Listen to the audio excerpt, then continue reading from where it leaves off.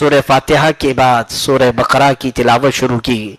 सूरह बकरा में इतने मफहूम हैं, इतने मानी हैं कि खुद हदीस करीमा से मिलता है। पूरे कुरान में जो कुछ भी टॉपिक्स आए हैं वो सब के सब सूरह बकरा में जमा किए गए। पूरे कुरान का निचोड़ सूरह बकरा में है और पूरे सूरह बकरा का निचोड़ सूरह फातिहा में है। इसीलिए सूरह फातिहा को उम्मुल किताब कहा जाता है। उम्मुल किताब। सूरह फातिहा को फातिहा भी कहते हैं, शाफिया भी कहते हैं। सूरह फातिहा की तकरीबन 19 नाम है, काफिया भी कहते हैं। एक नाम तो सूरह फातिहा का शिफा है, यानी सूरह फातिहा अगर किसी भी मर्ज पर पढ़ ली जाए वो शिफा है। एक सहाबी थे, रास्ते पे चल रहे थे, किसी को बहुत बड़ी तकलीफ थी, उलझन थी, तो सहाबा इकराम मौजूद थे। उनमें से एक सहाबी ने कुछ पढ़ा और उन पर फूंक दिया। अभी फूंकने का कोई ऑर्डर आया नहीं था, उन्होंने अपने से कर लिया। हुजूर सल्लल्लाहु अलैहि वसल्लम ने बताया नहीं था, इस तरह से फूंक दिया और वो सही भी हो गए। लेकिन सहाबा हर अमल को हुजूर से पूछते थे। वापस आए, सहाबा ने पूछा ये तुमने क्या किया, इस मरीज के साथ तुमने क्या किया? चलो हुजूर सल्लल्लाहु अलैहि वसल्लम के पास। मेरे आका सल्लल्लाहु अलैहि वसल्लम के पास लाया गया। हुजूर ने पूछा तुमने क्या पढ़ा और क्या फूंक दिया? उन्होंने कहा मैंने सूरह फातिहा पढ़ा और फूंक दिया, वो सही हो गया। मेरे आका सल्लल्लाहु अलैहि वसल्लम मुस्कुराए और दूसरे सहाबा से फरमाया क्या तुम्हें मालूम नहीं सूरह फातिहा का एक नाम शाफिया भी है, शिफा देने वाली। मेरे इस सहाबी ने जो किया वो बिल्कुल सही किया। यानी सूरह फातिहा बीमारियों के लिए शिफा भी है। वजीफा याद रख ले, मुझे हमारे बुजुर्गों की तरफ से इजाजत शुदा लिख करके भी मिला हुआ है कि कैसा ही अजीम मर्ज हो, आप अपने हाथ में पानी ले, 72 मरतबा सूरह फातिहा एक बैठक में पढ़े, 72 टाइम्स 72 मरतबा सूरह फातिहा पढ़कर आप दम करके रख ले, चाहे जैसे भी मर्ज में हो वो पानी पिलाएं, इंशाअल्लाह शिफा होगी। अल्लाह ने चाहा तो बड़े अजीम अमराज से भी शिफा मिल जाएगी, अल्लाह शिफा अता फरमाएगा। लेकिन मेरे लिए आज की ये तारीख है कि आज के दिन जालिमों की जंजीरें तोड़कर हम बाहर निकले थे। ये अल्लाह तबारक व तआला की उसकी कुदरत का निज़ाम है। याद रखो, जुल्म के साथ अगर तुम नशे में चढ़कर ये सोचते हो कि हर चीज़ को मैं अपने पैरों से पामाल कर सकता हूँ, नहीं।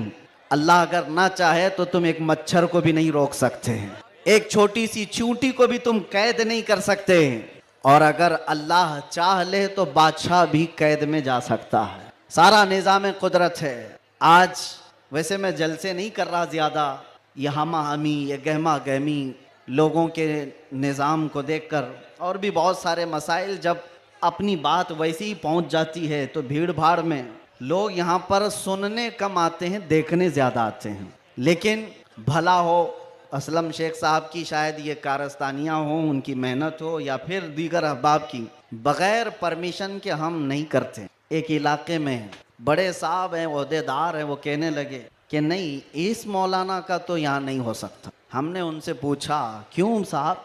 अफगानिस्तान का तालिबान मेहमान बन सकता है और हिंदुस्तान में जन्म लिया सलमान नहीं आ सकता?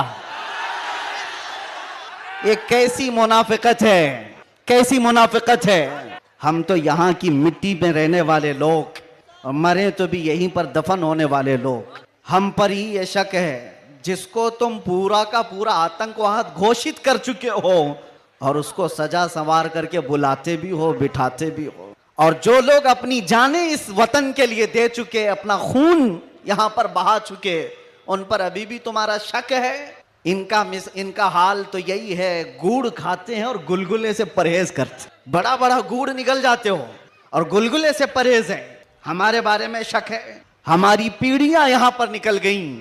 इन चेहरों को देखकर आज भी लोगों को मैं आज ये कहना चाहता हूँ, ये सियासत का बुरा हो जिन्होंने इस देश में नफरत और जहर की एक ऐसी फिजा फैला दी है कि लोग एक दूसरे का चेहरा देखने से डरने लग गए। किसने किया ये सब?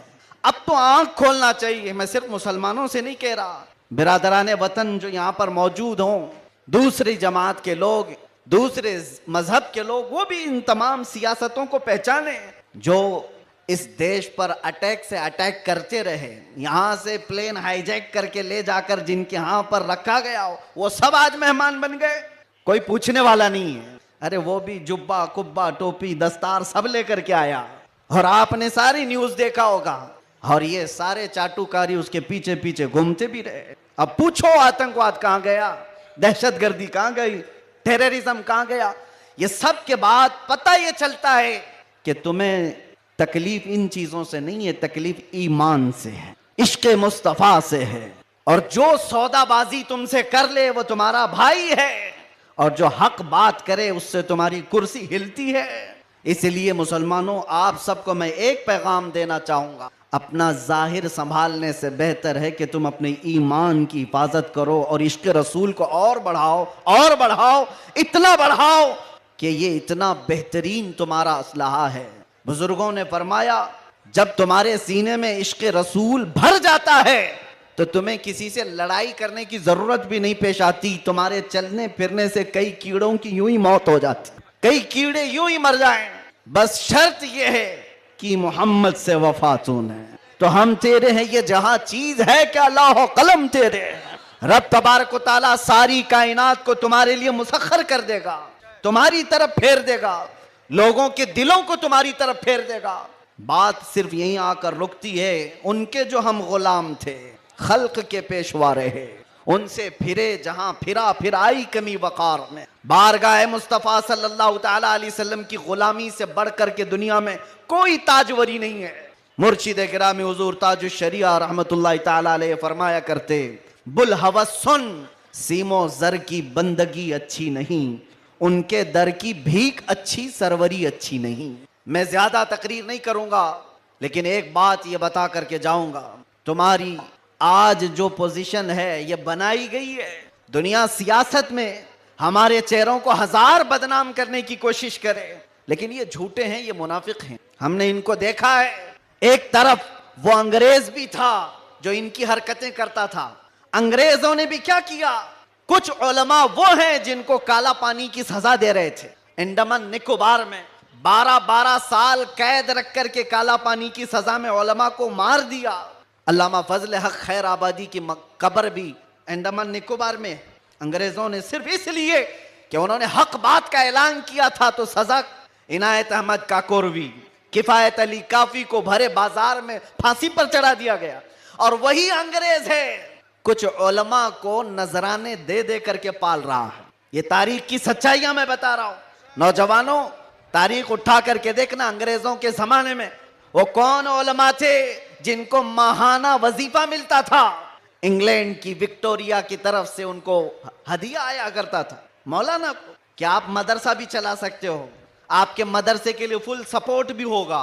क्यों भाई, ये मुनाफिकत क्यों है? ये अंग्रेज एक तरफ उलमा को सूली पर चढ़ा रहा है, और यही अंग्रेज कुछ उलमा को माहाना पैसे दे करके पाल रहा है, मदरसे बनाने पर सपोर्ट कर रहा है। पता ये चला कि इन मुनाफिकों का सिर्फ एक हाल है, एक हाल है, जो इनकी बोली बोलेगा वो आलिम क्या, वो सब क्या, उनका भाई है। और जो अल्लाह और रसूल की मोहब्बत की बात करेगा वो सूली पर चढ़ाया जाएगा। और हमें आज गवारा है, हम खुशी से इस बात को पसंद करते हैं, जालिमों के तलवे चाटने से बेहतर है कि सूली के फंदे को तुम लिया जाए। इसलिए कि तारीख तलवे छाटने वालों की नहीं लिखी जाती, सलाहुद्दीन की लिखी जाती है। तारीख शहाबुद्दीन की लिखी जाती है, तारीख खालिद बिन वलीद की लिखी जाती है, तारीख सैफुल्लाहिल मसलूल की, उमर इब्न खत्ताब की लिखी जाती है। आज नौजवानों, जैसे भी मामलात आए हैं, हम हर चीज में कंप्रोमाइज करते हैं। आपके इलाके में जो भी मसाइल होंगे आप आते होंगे अपने एमएलए के पास, अपने कारपोरेटर के पास, और अगर कुछ दिक्कतें हो तो मैं मशवरा भी देता हूं। पानी नहीं है, बिजली नहीं है, सड़क नहीं है, गटर नहीं है, नाले नहीं है, ये जरूरियात है जिंदगी। अगर ना हो तो सब्र कर लेना, सब्र कर लेना। एक रोटी ना भी मिले तो सब्र कर लेना, लेकिन एक बात याद रखना, नामूसे रिसालत पर कोई समझौता नहीं है। वो जान है हमारी, और जान है तो जहान है।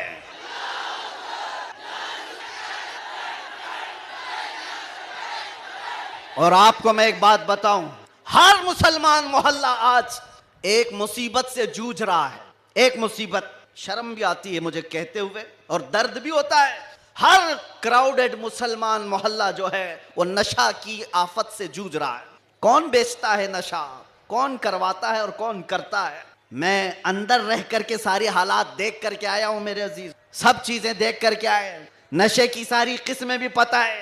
इन मोहल्लों में ज्यादा क्यों बिकता है, कौन सपोर्ट करता है इनको, कौन सपोर्ट करता है? इसलिए कि दुनिया जानती है कि इनको नशा दे दे दे करके सुलाते रहो, इसलिए कि जिस दिन ये जाके कई लोगों की नींद हराम करते। ये उम्मते मुस्तफा है, ये उम्मते मुस्तफा है। कफन अपने कंधे पर लेकर चलने की आदत है इसे। ये फाका कश मौत से डरता नहीं जरा, रूह मोहम्मदी इसके बदन से निकाल दो। अंग्रेजों ने 100 साल पहले कहा था। मैं आपको बता रहा हूं, नशा दे करके, हुस्न दे करके, माल की लालच दे करके, न जाने क्या क्या नशे में तुम्हें धुत कर दिया गया।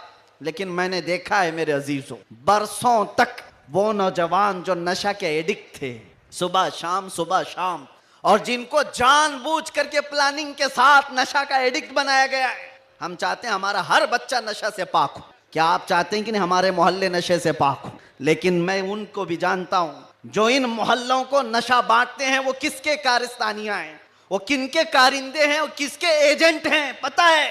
नशा आता कहां से, बिकता कैसे, और इनको कौन सपोर्ट करता है, ये सब की सब जड़ में अगर आप जाएंगे तो एक ही चीज है, इनको इतना नशा आवर चीजों से सुला दिया जाए कि ये बात करने के काबिल ना रहे। लेकिन मेरा विजदान ये कहता है, दुनिया ने सालों भर इनको नशा दे दे करके सुलाया। कभी कभार मैं भी सोचता था ये वो नौजवान है जो सुबह से शाम तक नशे में रहते हैं, या शाम को नशा ले ले तो सुबह तक उठने का कोई सवाल नहीं पैदा होता। इनसे क्या मुस्तकबिल की उम्मीद की जा सकती है? लेकिन मेरा ये ख्याल गलत निकला, इसलिए कि सारी दुनिया मिल करके नशा बांट करके जिस कौम को सुला रही थी, हमने एक बार आई लव मोहम्मद कहा, हर मोहल्ला जागता हुआ नजर आ रहा है। नारे तकबीर, किसने जगाया? नारे रिसालत, उलमाए अहले सुन्नत, किसने जगाया? मेरे अजीजों, हमने तो सुना था कुछ नशा ऐसे हैं जो 24 घंटे तक नहीं उतरते, कुछ नशा ऐसे हैं जो 36 घंटे तक नहीं उतरते, कुछ नशा ऐसे हैं जो 48 घंटे तक नहीं उतरते। हो सकता है ऐसे सारे नशों में मुब्तला नौजवान थे, लेकिन एक नशा ऐसा है, कान में हमारे बच्चे के फूंक दो आमिना के लाल का नाम, हर तरह का नशा उतर जाता है। और फिर एक ही नशा सर चढ़ करके बोलता है, जिस गली से भी गुजरो, एक 8 साल का बच्चा भी मुझे देखता है, उसी नशे में पुकारता है, लब्बैक या रसूल अल्लाह।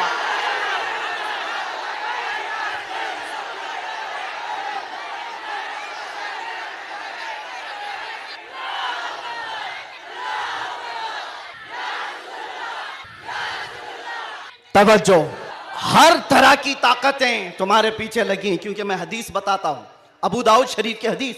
मेरे आका सल्लल्लाहु अलैहि वसल्लम फरमाते हैं, यूशकु अन तदाअ अलैकुमुल उमम कमा तदाअल अकिलतु इला कुसअतिहा। अन करीब तुम पर सारी कौमें ऐसे झपट पड़ेंगी जैसे भूखा बर्तन पे झपटता है। यह हदीस है, रसूल पाक सल्लल्लाहु अलैहि वसल्लम फरमाते हैं, सारी कौमें तुम पर झपट पड़ेंगी ऐसे जैसे भूखा बर्तन पे झपटता है। तो सहाबा ने पूछा, यौमा इदिन नहनु मिन किल्लतिन या रसूल अल्लाह, अल्लाह के रसूल क्या उस जमाने में हमारी तादाद बहुत कम होगी? हुजूर ने फरमाया, वलाकिन्नकुम कसीरून, नहीं तुम्हारी तादाद बहुत ज्यादा होगी, लेकिन मसला यह है, गुस्सा अन का गुस्सा इस्सैल। मेरे आका फरमाते हैं, लेकिन ऐसे जैसे समंदर के झाग की तरह होंगे, तुम उड़ जाओगे। मैं उस झाग से खिताब नहीं करना चाहता जो हवाओं से उड़ जाए, मैं उन मोमिनीन से खिताब करना चाहता हूं जो आंधियों में भी जमीन पर बरकरार रहे, तूफानों में भी जमीन पर जमे रहे। इसलिए कि कुरान का हुक्म है, अल्लाह फरमाता है, इन्नल्लज़ीना क़ालू रब्बुनल्लाह थुम्मा इस्तक़ामू, जिन्होंने ये कहा अल्लाह हमारा रब है, फिर उस पर जम गए, डटे रह गए, ततनज़्ज़लु अलैहिमुल मलाइका, कुरान कहता है अल्लाह उनकी मदद के लिए आसमान से फरिश्ते उतारता है, आसमान से फरिश्ते उतारता है। कुछ मुसीबतें आएंगी, कुछ तकलीफें आएंगी, लेकिन तुम्हें अपने ईमान के साथ समझौता नहीं करना है, तुम्हें अपने दीन के साथ समझौता नहीं करना है। बस मेरे अजीजों, वक्त बहुत कम है, मैं खुलासे की बात कर रहा हूं। अब मुझे बताओ, कौन सा नशा इख्तियार करना चाहते हो? कौन सा नशा? एक नशा वो है जो शराब का है, जिसकी धुत में आकर के इंसान अपनी माँ और बीवी में फर्क नहीं कर पाता। और एक नशा वो है इश्क़ मुस्तफ़ा का, जिससे लबरेज होते ही आदमी चटाई पर बैठकर लौहे महफूज को देख लिया करता है। बताओ कौन सी बुलंदी पर जाना चाहते हो? ये वो नशा है जो 100-200 में लोग खरीद करके अपने जिस्मों को भी तबाह करते हैं और अपने ईमान का भी सौदा करते हैं। मगर मैं उस नशे की बात कर रहा हूं जिसका खुमार मौत क्या हश्र तक भी नहीं निकलता, नहीं निकलता। और जो इश्क मोहम्मदी में शराबूर हो जाता है, दुनिया क्या कर रही है उसे उसको कुछ फर्क ही नहीं पड़ता, कौन क्या बोल रहा है इससे उसे कुछ फर्क ही नहीं पड़ता। बल्कि अगर कोई आ भी जाए उसके पास के साहब हमारी भी कुछ तारीफ कर दो, तो इश्क मोहम्मदी में जो शराबूर होता है वो चहक करके यूं कहता है मैं गदा हूं अपने करीम का, मेरा दीन पारे ना नहीं। बरेली के इमाम इश्क मोहब्बत, शराबे इश्क मोहब्बत जिसने पी ली थी, उनके पास किसी ने गुलाब का फूल तोहफे में पेश किया, कहा कि हुजूर कबूल कर लीजिए, ताजा गुलाब बड़ा खूबसूरत है। तवज्जो ऐ नौजवानों, जब इश्क मोहम्मदी इसका नशा सर चढ़ता है तब फिर आदमी की कैफियत क्या होती है। गुलाब तोहफे में पेश किया, इमाम इश्क मोहब्बत ने वो गुलाब लिया और देख करके कहा यह ऐसा गुलाब है सुबह खिलता है और शाम में मुरझा जाता है।